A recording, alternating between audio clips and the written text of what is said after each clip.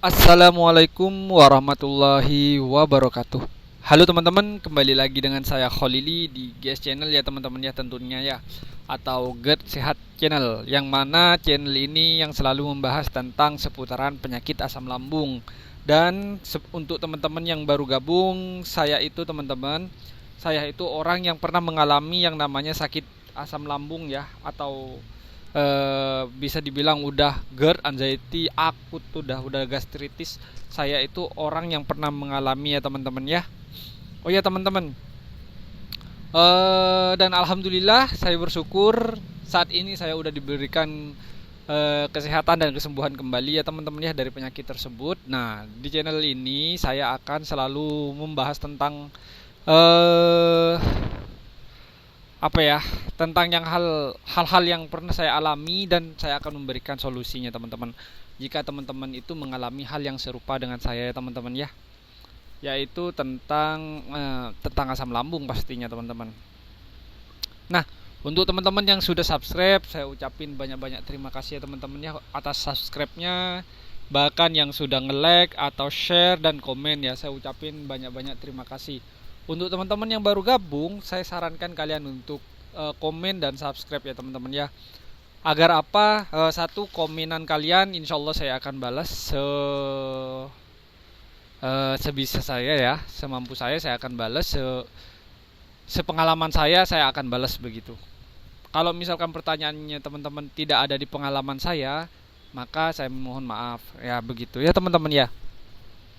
Nah, oh ya teman-teman, ini untuk teman-teman yang sedang sakit ini, apa kabar kalian semua? Saya mau tanya nih, apa kabar kalian semua? Apakah teman-teman itu masih saja seperti ini dan seperti itu, begitu ya? Apa kabar kalian semua ya? Oh ya, di video saya ini mungkin gak ada yang menarik ya teman-teman ya, karena ini bukan konten hiburan biasa, tapi lebih cenderung ke edukasi atau eh, cerita ya, cerita pengalaman saya teman-teman. Mungkin akan lebih cenderung ke sana ya di konten saya. Dengan apa, sesuai dengan judul di video ini, saya akan membahas tentang cara mengurangi stres yang kalian alami ketika kalian sakit asam lambung. Agar tujuannya apa? Agar tujuannya ya seperti gejala yang kayak perut bunyi ya, kayak gelembung itu, geluduk geluduk geluduk geluduk geluduk gitu tuh, biar itu kalian tidak apa ya, bukan tidak mengalami sih, biar bisa dibilang berkurang lah teman-teman ya. Ya, lebih lebih tepatnya begitu teman-teman. Agar eh apa ya, agar itu loh teman-teman, biar yang kalian rasa ini, yang di dalam sini nih, yang kayak ada yang dari sini jalan ke sini gitu tuh, biar itu tidak sering terjadi ke kalian. Karena apa? Karena hal itu menurut saya sangat tidak nyaman dan sangat mengganggu teman-teman ya. Hal itu sangat tidak nyaman dan sangat mengganggu bagi kehidupan kita dulu, kehidupan saya dulu gitu, termasuk kalian yang sakit lah gitu ya. Maaf ya kalau bahasa saya agak jelek bahasa Indonesianya, karena saya memang kurang bahasa Indonesianya teman-teman. Saya emang bahasa Indonesianya agak jelek teman-teman ya. Mohon mohon mengerti lah, mohon ditoleransi lah gitu ya. Oke, kita lanjut ke pokok pembahasannya ya teman-teman ya, yaitu cara mengurangi stres. Tapi setiap orang yang namanya stres, setiap orang itu punya, baik yang tidak sakit ataupun yang sakit itu pasti punya. Tapi berbeda bagi penderita anxiety, penderita asam lambung, GERD, anxiety, kronis, gastritis, akut, dan sebagainya ya. Intinya di seputaran asam lambung. Itu berbeda dengan orang yang sehat, sehat jasmani rohani, tapi sorry, gimana ya, jasmani rohani, kalau sehat jasmani rohani kan otomatis keseluruhan sehat, pikiran pun juga sehat. Intinya gini, badan tuh sehat tapi otak itu kemana-mana mikir aja gitu ya. Nah, berbeda dengan orang yang seperti itu teman-teman. Bagi penderita asam lambung ini sangat berbeda. Jomplang ya. Nah, itu berbeda teman-teman. Kok bisa berbeda? Ya, karena kalau di penderita asam lambung itu apalagi yang anxiety-nya tinggi ya, itu penderita ini apa ya, menganggap hal sepele itu jadi yang wow gitu, yang berlebihan gitu, hal yang istilahnya itu dihadapin sendiri bisa gitu, dibikin ribet sama dia gitu, harus ada temennya, harus dibantu orang gitu, harus begitu. Contoh, ngangkat bata 5 bata ya, atau 4 bata, batu bata, yang harusnya satu orang itu kuat, dibikin ribet sama dia. Ngambillah dia kampil atau alat buat ngangkat, ngajak temen. Nah seperti itu ciri-cirinya penderita anxiety tinggi teman-teman ya. Nah efeknya apa bagi teman-teman yang sakit asam lambung jika punya seperti itu? Ya satu, nggak akan sembuh-sembuh teman-teman. Nah tujuannya saya ini biar kalian itu tidak seperti itu, agar teman-teman itu yang harusnya 100% pemikiran yang seperti itu biar turun ke 50% begitu. Tujuannya apa? Biar lambung kalian yang di sini yang bunyi gluduk-gluduk-gluduk kayak bunyi galon disedot airnya itu, biar itu tidak terulang terus. Kalau itu terulang terus, maka kalian akan gak enak teman-teman ya. Intinya kan kalian pasti ngerasain itu gak enak ya. Tujuan saya biar itu hilang teman-teman ya. Tapi tidak 100%, 50% ya. Yaitu yang pertama teman-teman yang harus kalian kerjain, yaitu adalah curhat. Curhat apa? Bentar. Curhat apa? Apa aja? Curhat dah. Curhat ke siapa? Ke teman terdekat kalian. Yang pertama,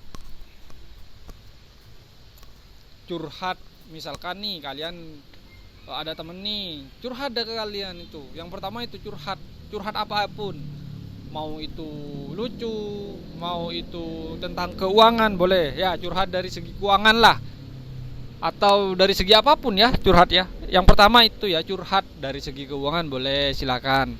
Itu yang pertama, curhat, sampaikan tuh semua apa yang terjadi sama kalian, itu curhat. Ini kan cuman contoh aja ya, contoh keuangan kayak gitu tuh kalian curhatin. Bro, aku ini bro ada masalah dengan keuangan, aku kena tipu orang, misalkan seperti itu ceritanya. Yang bikin kalian itu sakit, atau yang bikin kalian tuh berat pikir gitu. Atau aduh aku ada kreditan motor, aduh aku ada kreditan rumah, aduh aku ada kreditan tanah, misalkan seperti itu. Itu ceritain tuh ya, ceritain. Kalau yang sekolah, yang masih umur belasan tahun sampai 25 tahun yang sekolah, apa yang jadi berat, misalkan aduh bro aku takut bro, ini aku panik attack, aku takut apa, takut ujian saya tidak kelar, gimana ya. Nah nanti itu kan otomatis akan dibantu sama teman kalian atau sahabat kalian gitu kan, atau sama guru kalian. Itu wajib hukumnya kalian harus curhat teman-teman ya. Agar apa? Agar asam lambung kalian itu sembuh. Curhat itu penting ya. Curhat, selain kalian menjalankan 3P yang benar, yang kemarinnya yang sudah sering saya bahas, selain kalian menjalankan itu dengan benar, yang pertama itu harus kalian curhat, dari curhat apapun, dari segi keuangan kayak gitu curhat ya. Itu yang pertama ya teman-teman ya. Terus yang kedua itu yang harus kalian lakukan itu adalah jalan-jalan teman-teman. Itu yang kedua. Yang pertama itu curhat ya.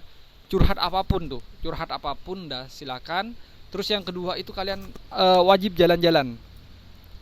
Tapi saya tidak menyarankan kalian naik motor. Kenapa kok naik motor tidak disarankan? Orang sakit asam lambung itu rata-rata berdebar-debar teman-teman. Ya berbeda dengan saya ya. Kalau saya emang udah jalan kemana-mana nih, itu motornya saya tuh jelek sih, cuman bisalah 10-15 kilo, 20, 30, 40 bisalah buat jalan ke sana. Tapi untuk teman-teman yang sakit, saya tidak menyarankan kalian untuk naik motor atau naik mobil ya. Saya tidak menyarankan. Kalau naik kendaraan, ya Allah, sorry ya. Aduh, sorry teman-teman, ini cagaknya nggak rapet teman-teman ya. Sorry ya. Allah karim, sorry. Taruh dulu. Sorry, maaf ya. Nah, untuk yang sakit asam lambung saya tidak menyarankan kalian untuk naik apa? Naik motor atau mobil. Saya malah menyarankan teman-teman semua itu naik sepeda pancat. Sepeda pancat. Naik sepeda listrik boleh? Tidak. Loh kok kenapa kok nggak boleh? Ya, karena alasannya sepeda listrik, sepeda motor itu sama saja kalian tidak jalan kaki. Nah, kalau naik sepeda pancat kalian jalan kaki, begitu ya. Itu tujuannya kalian biar gerak gitu loh. Ya. Itu teman-teman. Ya, ya. Itu kebutuhan. Nah, itu yang kedua ya, jalan-jalan. Ini untuk yang dewasa ya, untuk yang dewasa atau yang udah nikah. Tapi kalau yang belum nikah saya tidak menyarankan ini ya. Ya, yang belum punya pasangan jangan sampai kalian ngelakuin ini. Yaitu seks ya, seks hubungan badan ya. Itu kalau bisa saya saranin kalian kurangin ya. Untuk yang udah nikah nih, yang nonton ini ya, yang udah nikah itu kurangin ya teman-teman ya. Seks karena apa? Karena di dalam tubuh kalian membutuhkan vitamin yang sangat banyak ya, dari A, B, C, D, E. Itu kalian butuh. Kalau kalian melakukan seks, maka yang terjadi sama kalian akan rugi teman-teman. Kenapa? Badan kalian itu butuh yang namanya vitamin untuk memulihkan si asam lambung tersebut, si lambung kalian agar cepat balik pulih. Sama kalian dikeluarkan vitamin yang kalian makan. Vitamin yang kalian makan kalian keluarkan. Yang terjadi sama kalian apa? Kalian kekurangan gizi, yang ada kalian bakalan gini, gemeter gini. Terus salah satunya juga penyakit akan mudah datang. Nah, kalau yang udah nikah, saya saranin kalian itu paling enggak lah sebulan sekali atau 2 kali lah ya. Jangan tiap hari bos ya. Untuk yang udah nikah baik cowok dan cewek sama saja ya. Sebulan sekali atau 2 kali lah. Itu udah minimal ya. Tapi kalau untuk yang belum nikah, belum punya pasangan, jangan pernah yang namanya onani kalian ya. Itu kebiasaannya laki-laki biasanya. Kalau cewek saya kurang tahu ya, karena saya bukan cewek ya, karena saya laki-laki. Jadi saya menyarankan kalian jangan pernah nonton porno ya.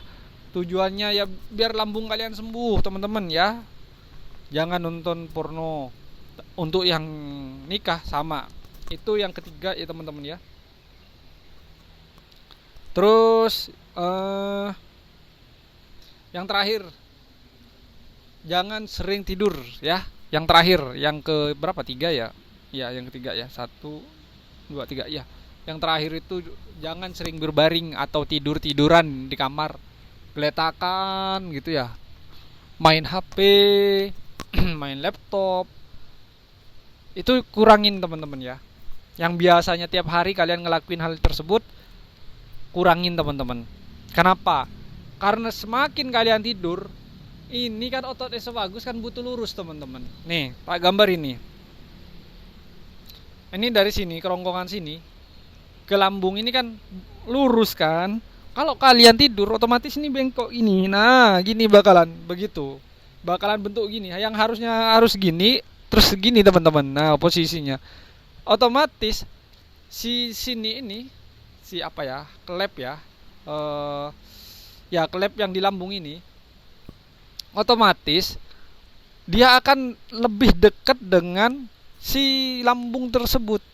Udah katupnya udah agak susah nutup, malah dideketin sama asam lambungnya, kan tambah dekat. Jadinya apa? Begah seperti itu teman-teman ya. Terus yang terakhir ini yang keempat ya, makan sedikit tapi sering, agar tujuannya biar si gelembung-gelembung tersebut itu biar balik ke tempatnya teman-teman. Kalau kalian makan banyak nih, habis itu kalian bawa baring, bawa duduk, bawa senderan, bawa geletakan, nonton TV, main HP, nggak sembuh-sembuh teman-teman kalau tidur ya. Kecuali kalian masih keliengan. Tapi jujur kalau keliengan itu biasanya ya, saya pribadi Itu 2 minggu lah, 2 minggu keliengan tuh, gitu, gitu, kayak orang mau jatuh tapi tidak jatuh-jatuh. Nah, itu 2 minggu saya. Loh, misalkan ada yang tanya, loh kok cepet Mas Li? Aku udah setahun 2 tahun masih keliengan. Berarti ada yang salah dengan aktivitas kalian. Apa itu kalian yang kerjain? Biasanya kalian itu posisi tidur biasanya. Penting banget posisi tidur itu. Ya, kalau nggak tahu kalian ini nih, lihat nih, tonton ini ya. Nih videonya nih saya kasih nih. Posisi tidur. Sorry tapi suaranya kurang jelas ya mungkin ya. Penjelasannya kurang jelas tapi ini caranya teman-teman ya. Ikutin bentuk posisi tidurnya, lurusin badannya kayak gini. Nih tonton nih. Ya. Oke teman-teman. Mungkin cukup segitu saja ya. Semoga kalian paham ya dengan apa yang saya maksud mulai tadi ini. Dan untuk teman-teman yang sakit, saya doain semoga teman-teman cepat sembuh kembali ya. Dan semoga kalian itu bisa beraktivitas kembali seperti sedia kala teman-teman. Oke teman-teman, mungkin videonya saya akhiri sampai di sini saja ya. Saya Holili teman-teman. Saya akhiri videonya sampai di sini. Assalamualaikum warahmatullahi wabarakatuh. Bye bye.